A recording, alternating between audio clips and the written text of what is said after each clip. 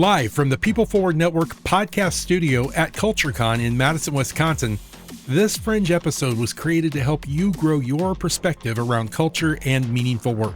CultureCon believes that every individual, regardless of role, has the power to make work more meaningful for themselves and their organization. Now, here's some inspiration straight from the amazing leaders and workplaces within the CultureCon community.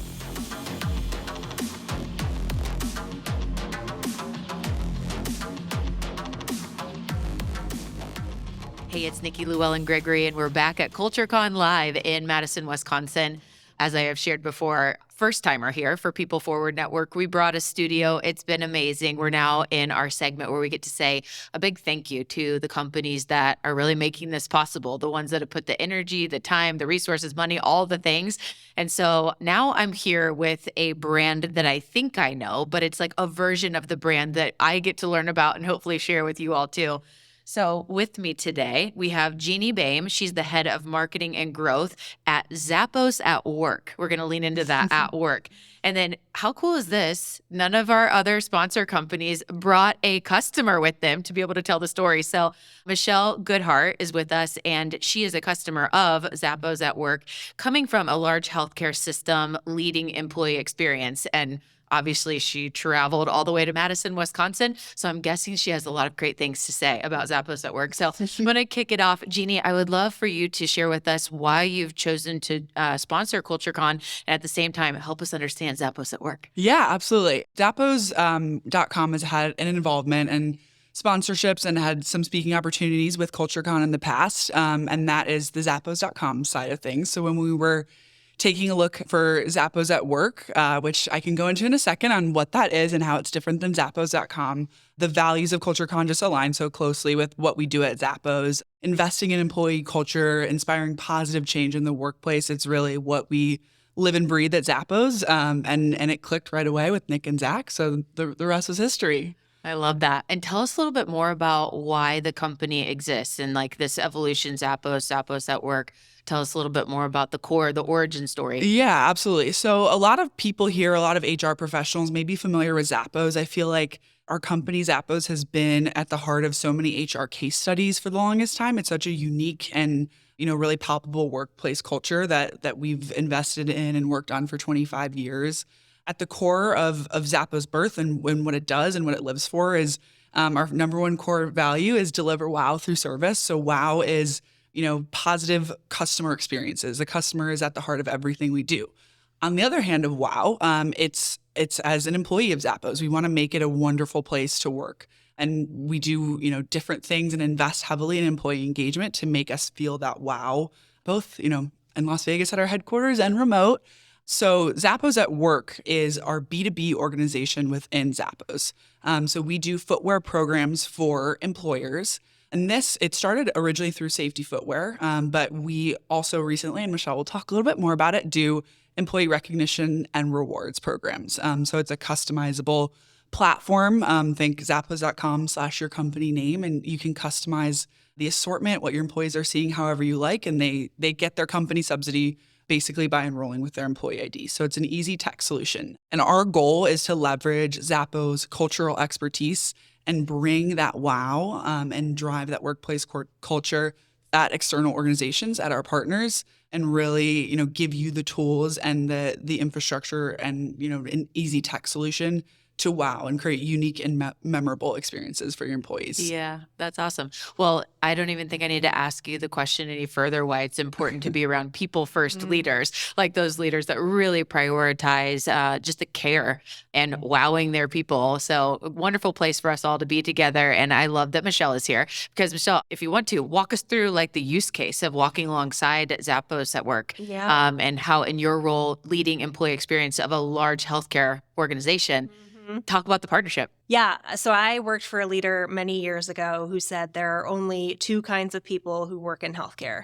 There are the people who care for patients, and there are people who care for the people who care for patients. And I think of that as the mandate of any human resources function, in a healthcare organization or in another organization where the employees are giving of themselves every day. And so recognition is a component of that. And one type of recognition that this organization did periodically was what we called the Surprise and Delight campaign. And it was really about creating a unique and memorable experience that allowed employees to feel seen and supported by senior leadership. And it often involved a gift. And for this year, we decided we wanted to gift shoes. And you think about in healthcare, the amount of time you spend on your feet, like that's a make or break, right? Yeah. And how much you appreciate that when your feet are not so sore, and like great shoes, like just a game changer. We've gifted a number of things, and this really felt less like a gift and more like an investment, not just an investment back in our people, but back in the business. If you're comfortable, if your dogs aren't barking, you can move more quickly through your day and you feel better and you can deliver better service. So we did allow employees to choose from almost the entire Zappos selection of footwear. We excluded non-footwear items, but we did have folks pick, pumps and sandals and things like that. But the vast majority chose footwear that they plan to wear at work. I love that. That's so cool. Do you want to break down a little bit more how the recognition program worked? Yeah. Bring that to life a little bit with, how did you gamify it, or like how then did you celebrate people when they got their shoes? Or Yeah. So we had a theme. The marketing communications team I worked with was fantastic, and they came up with the tagline, "Treat Your Feet." And so we kind of riffed on that in a number of ways. We launched with a really cool video from our CEO where he's walking across our headquarters campus and folks are tossing him different kinds of shoes as he talks about, what you might want to purchase for yourself. We were really focused at this organization on employee retention. And so one of the things we did was looked at how do we layer in the meaningful relationships that people have with one another as part of this campaign. So while you're sharing, oh, look at my new shoes. Oh, I got the same pair. Can you use that downtime to have an exchange around, I'm really glad that we work together. So we called that, we've got your feet, who's got your back? And we asked employees to take a minute to just write a note to a colleague, and they could gift them a shoe charm. So we had folks put them on their shoes. We had folks turn them into bracelets, put them in as wine charms. And what that allowed us to do was kind of layer on an additional element of community in addition to this gifting experience. I'd love to hear more, Jeannie, about the ideal clients that you serve. Obviously, like people first minded leaders, and that's why you're at CultureCon. Totally see in healthcare why this could be so aligned and just an absolute yes.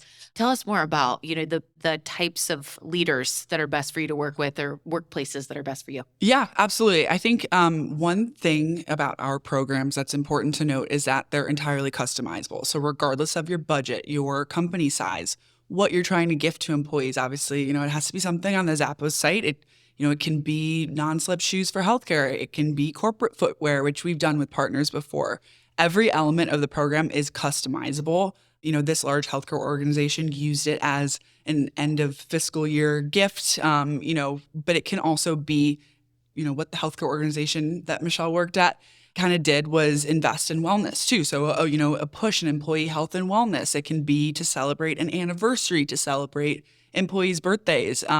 So, everyone needs and wants a new pair of shoes, and we're lucky enough to offer a huge selection of, types of styles and shoes that anyone would want. And so that's the really beautiful thing about our programs is that we meet you where you are and we tailor the program to whatever your program goal is. So I think, that applies in any industry. It obviously works really well in healthcare where employees are on their feet all day, in other industries like that.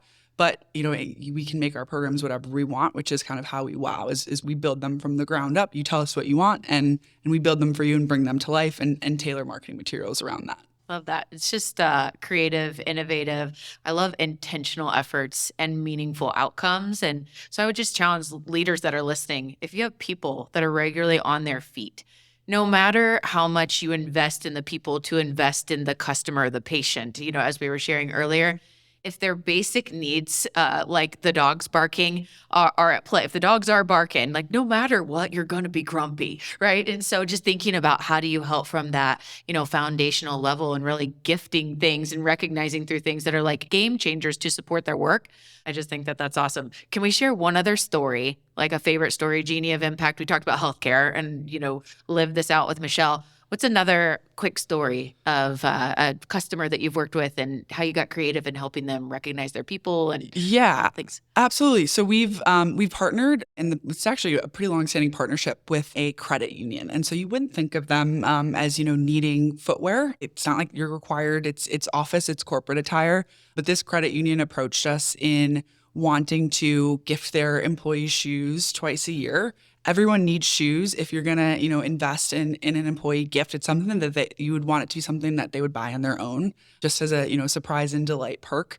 There's also something about, everyone comes from, especially, younger employees entering the workforce in a corporate space. Everyone comes from different backgrounds, has different starting points. Maybe they've never, been in a corporate business professional environment like this before. Here's a pair of shoes. We're giving this to you. They do it twice a year.